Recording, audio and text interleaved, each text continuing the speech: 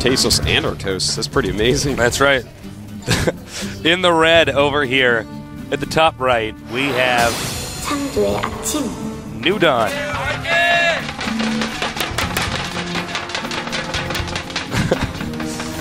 I don't know if you saw that on a previous screen, Artasos. We got somebody in that Marine poster cut out again.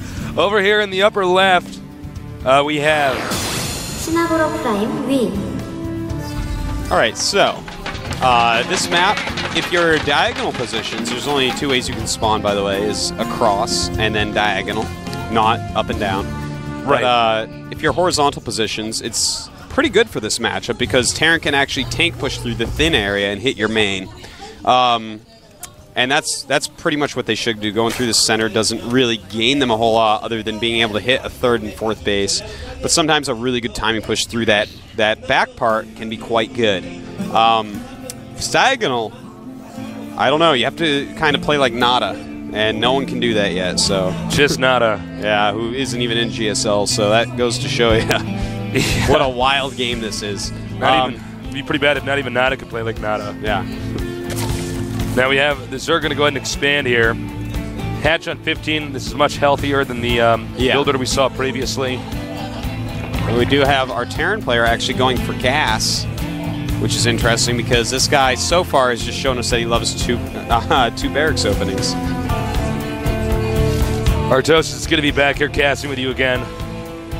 Yes. My voice is no longer hurting from that the 9 best-of-3s in a day. Oh, I know. Thank God that's over. I don't know if the viewers can even tell the difference, but the oven is on. Ladies and gentlemen, the oven is on. You are sounding quite fine today as well, Artasos. Thank you. You got actually double gas here. Yeah, that's a very quick double gas, even showing it to the drone, which tells us that he most likely has a very precise build order coming. Yeah. If you actually gas while you have a Marine chasing that drone around, then all that tells me is, okay, this guy knows exactly what he's doing. He's not changing it for anybody. Yeah, sometimes we see builds where the player's much more interested in hiding stuff, seeing how quickly he can kill the scout, and then decides what to do.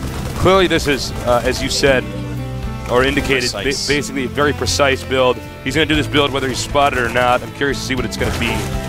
Yes, I am quite curious to see that as well. With a double gas, it could be a siege tank expander, it could be 2-port Banshee. I'm definitely think it's going to be one of those. Yeah, I think those are the only 2 options. With double gas, there's not a whole lot else you want to do.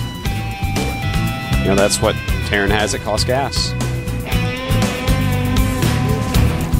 And it's going to be double-port Banshee. Yeah, you were right, and this is pretty good. Now, if the Zerg is caught up, wait, hold that thought. You know, he should probably not have made them there, but yeah. You can see the Overlord should be able to poke in and see that, but he just has on patrol right there. Yeah. Interesting. You always want to skirt in a little bit, take a little bit of damage with that Overlord, see what you can see. Right. Too late now, though, Overlord. You're not getting any info. That one big question is, how many Banshees is he actually going to show before he attacks? Sometimes we see people, you know, get up to 4 or something like that. And by then the Zerg, you know, doesn't have enough time to recover and kind of snowballs out of control. Layer on the way, by the way, at the expansion. Very interesting that we do see already the Spine Crawler out. That means that he's expecting some Hellions. Yeah. This guy likes to make all his units go on little patrol paths. Yeah. It's a little bit weird. It's kind of, yeah, a bit strange. So he's got both the tech labs up on the way. Oh, and the Hellion does make it by. Oh, wrong Indeed basis. It does. Yep. One Hellion out. Oh, no. Uh-oh, uh-oh. And the drones make a citizen's arrest. Now, did he spot? He has spotted the double-port Banshee. He has spotted it. Now, he has to react just right to this. Double-port Banshee is scary when you see it. You're like, oh, no, there's Banshees coming! But if you're just calm, you make the correct counters to this, which is either a ton of Queens or going Hydra. Yeah. It is not, in fact, Spire. I mean, obviously Spire's awesome against it, but you need to make a ton of Queens if you decide to go Spire, which it looks like our Zerg player is going to do. Ooh, this could be bad. Well, as long as he makes non-stop Queens out of both hatcheries, he's going to be fine. Transfusion's a really good ability to use in this situation. You can heal your own Queens. Absolutely, and that can swing the battle hugely. And in fact, both these Queen Stasis have a lot of energy right now. One transfusion ready on that, almost 2 on the other one. So they're going to do a good job against these 2 Banshees, but as more and more Banshees are produced, he's going to need more than 3 Queens, more than 4, more than 5. You know, the Queens aren't even in position right now, which means he could get the Spire here. And Queens alone are not enough to hold this off. He does have that Overseer just in case they have Cloak. And he loses a Banshee. Very sloppy right there. Yeah. And it looks like this Banshee rush is going to be a little bit slow, and he's gonna be taken out. And by the way, this is kind of interesting. Well, hold on. I've just found out. Coming into the main. It's going to be destroyed easily. Really messed up there. But as I was saying, the Spire is actually extremely quick this game. I was a little bit confused that it's already done, but he actually skipped Zergling speed and skipped Roaches, so his entire defense was 2 Queens and a Spinecrawler. A little bit risky, but it really paid off this game because he's going to have ridiculously fast mutas. Yeah, that's a really good point, and I don't know if the Terran's entirely ready to recover from this. You can see he's making his barracks and stuff now. Vikings are up, but Vikings aren't particularly good against Mutalisks. No. In fact, a lot of times if you see Vikings, you'll go Muta because they actually do beat Vikings reasonably well. But they do beat Overseers. Yeah, apparently Overseers not very good against Vikings because they can't attack. No, not at all. That's too bad. They are armored, so. He did contaminate the Starfort. Just a little something to slow him down. Less Vikings going to be out. You have some mutas out here now. Roach Warren is going up. Zerg doesn't have as many Mutalisks out as I thought he would have. He only has 3 out. Probably because he did get the Spire so fast. Yeah, you know, he got his 3rd and 4th gas very, very late. And this is like the biggest mistake you can make. If you have only 3 mutas and he's going to Port Viking. You do not want to be on the map. Yeah, no, you want to wait until you actually have a good number of mutas, because if he actually makes enough Vikings to beat that, he's behind anyways. Yeah, you need to have like that critical mass of mutas where you are actually the one in charge when air battles occur. Yeah, you'd probably want to wait for about 8 in this situation. He's only lost 1 though, so it's alright for now. Our 4 Queens out there. You know, the Zerg's doing a great job of pushing out on the map with creep tumors. I gotta say though, he's got so many Queens tasteless. Yeah, actually, that's a good point. He should actually have more creep tumors out there. Yeah, he should actually have creep tumors everywhere. He should have creep all the way across the map by now with this many Queens. Now, he's staying with the Vikings. If the Zerg loses any more Overlords, he's going to be supply blocked. So he's got to be careful. I didn't really expect your Terran player to continue to crank out Vikings here, but he's doing it. And he's making some medevacs as well. Yeah, I saw that. He's just going to 1-base all in here. Not a bad idea. This Terran does love to all in with a lot of Marines. Stem almost done. Combat Shield's almost done. Has a lot of Marauders and Marines. Pretty sizable amount of Roaches here for the Zerg. Yep. You can see Terran's now hiding the Vikings. Should probably bring those over. Yeah, with the rest of his army. Everything helps. As you can see, decent number of Mutalisks. But he's going to spot that actually he's going to be under attack here. Yeah, and he's actually got a lot of units right now. You know what's interesting about this is that if the Vikings win the air battle and the Mutalisks are gone, these Banshees are going to do so much damage to the Roaches. Yeah. Banshees are pretty darn good against Roaches. No question about that. Now he's probably going to want to... Oh my god, his SCVs are coming tasteless. Uh-oh. This is what BitByBit Prime does. He does nothing bit by bit, he does everything all the way. Here we go! And the Roaches coming up, hitting SCVs. The Mutalisks targeting away, but not all that well. Didn't really kill a whole lot. I think the Zerg is going to be... He is in a tough spot here, Yeah, this is pretty bad for him. Yeah. That should, in fact, be GG. A pretty straightforward game, bit by bit, just a superior player. Our Zerg player unable to kind of deal with what's going on in the early game, and therefore not able to transition properly into the late game or mid game. Yeah, you know, our Zerg player made a lot of mistakes this game, though. Should have gotten Banelings with Baneling speed, and whenever you go Mutalisks, you have to make them against the Marines. I mean, there's just not going to be any other way to kill these really high DPS, super functional units like the Marines. And NewDawn, the Slayer of Into the Rainbow, going to be taken out 2-0 by BitByBit Prime.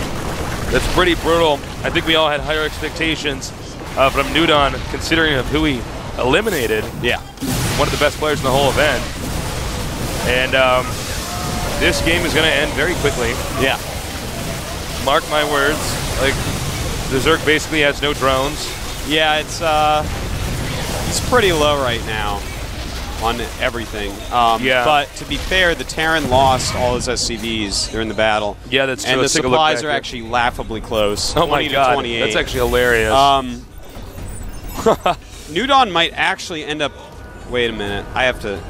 Let me look at we this. need to counter it. Okay, the Attack, perhaps? if we look at the units, it's 5 drones against 13 SCVs and a mule. So the economy way better. For the Terran. Yeah. Really, he should be hitting. The Zerg should be hitting with his roaches. Yeah, I mean, if there's While anything trying you to can do, restore it's a his economy. counterattack. But I think at this point in time with these Marines and Marauders, yeah, you're right. and more on the way. This is not going to be a winnable game for our Zerg player. And in fact, he's going to send all his SCVs and just go do it again because BitByBit Prime has one strat, and that's sending all your SCVs to kill your opponent. He apparently really likes this. It does work. You can't really blame some of these Terran players for doing this because it does win games. And Oh, it certainly there's a lot of money on the line. Phantom giraffes right there. Trying to come up, not in time, unfortunately, a little bit late. Yeah.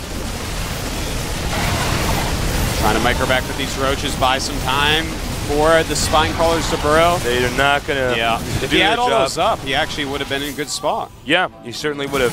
Too bad. Yeah, and NewDawn, he's like, I don't want to go out like this, but he is. No, more Marines over here. Okay, NewDawn. Drones trying to be roaches. Drones with a bit of an identity crisis. Well, that is it. That was pretty straightforward. I hope you guys sent in some questions so Artosis can ask them. Congratulations to BitByBit. Yeah. He's going to get to the round of 16. Round of 16 with SCV and Marine rushes. I know. Wow. Quite a strong strategy, as we see. Indeed. Good play by BitByBit. After the interview, we do have another TVZ. In fact, we have Terrence in every single round today. We're going to have the Fruit Dealer against SC Foyu. Yeah. Not a lot of analysis really needed for those games back there. The Terran had better openers, better execution. Yeah. The Zerg seemed to be way outplayed, actually. Yeah, it's funny because he dealt with this type of thing very well against Into the Rainbow, but here, he did not have any Banelings ready. That would have been the ultimate thing to help him out in both these games. If you go Mutalisk as a Zerg, you have to also go Banelings. It's That's simple. True. Marines are just so cost effective. Well, this guy seemed like he was in such a big hurry to get ahead of the tech tree. He got the hatch on 10, which is very rare. We don't really see that in the first game. And then the next game, he didn't even get Zergling speed. He just rushed right to the Spire. Yeah, that was the quickest Spire. Like, I couldn't even believe how quick that was. I was caught off guard by that as well. So, that pretty much does it. Man. If you're going to spend all your gas on that, then stuff like this is going to kill you. You need those Banelings. They're like the catch-all to stop Terran rushes. You can't rush to stuff like that. And if a Terran that's going to one-base, that's one-base builds just beat that. Yeah. Because you didn't take the necessary steps to stop everything. And he lost. So that's too bad for him. I hope to see him again in future tournaments. But wow, congrats to BitByBit, our first guy of the day to go to the round of 32. The round of 16. Yeah. So, special thanks to our sponsors at Sony Ericsson. And don't go anywhere, guys, because we got an interview with Artosis coming up here in just a little bit. This is the GSL. I'll be right back. Take care.